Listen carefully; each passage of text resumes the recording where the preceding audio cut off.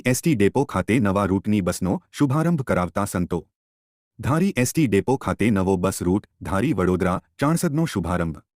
બસના નવા રૂટના પ્રસંગે ધારી બીએપીએસ સ્વામિનારાયણ મંદિરના સંતો દ્વારા આ બસને પ્રસ્થાન કરવામાં આવેલ। બીએપીએસ મંદિરના સંત શ્રી વિવેક પુરુષ સ્વામી તેમજ અન્ય સંતો હરિભક્તોની હાજરીમાં સેવા પૂજન વિધિ કરવામાં આવેલ।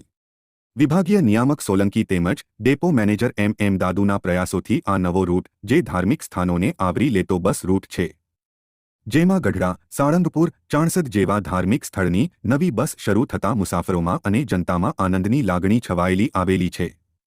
આ કાર્યક્રમને સફળ બનાવવા અનિલ રૂપારેલિયા, તરુણ સોલંકી, મનુભાઈ વાળા, પ્રકાશસિંહ પરમાર, અમરુભાઈ માંજરિયા, દિનેશ મહેતા, પ્રવીણ બાબરિયા, સબીરભાઈ, રાજુભાઈ ચૌહાણ, રાજેશભાઈ ભુવા, મનસુખભાઈ દ્વારા ખૂબ જ સફળતાપૂર્વક આયોજન કરવામાં આવેલ।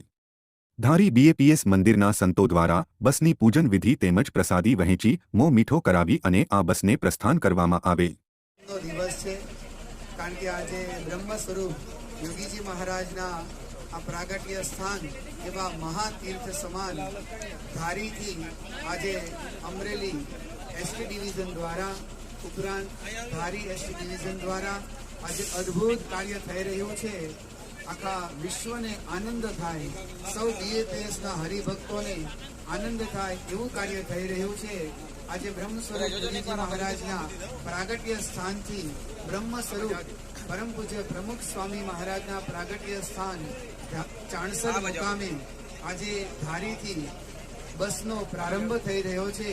આવા વિશ્વની અંદર જેમણે અદ્ભુત કાર્ય કર્યું એવા બ્રહ્મ સ્વરૂપ યોગીજી મહારાજ અને બ્રહ્મ સ્વરૂપ પ્રમુખ સ્વામી મહારાજ આ બંને દિવ્ય વિભૂતિ મહાન સંતો થયા પૃથ્વી ઉપર કે જેમને આ બીએપીએસ સંસ્થા દ્વારા આજે હિન્દુ સંસ્કૃતિનું કાર્ય આખા વિશ્વની અંદર કર્યું છે। એવા અહેવાલ બિપિન રાઠોડ, લોકાર્પણ।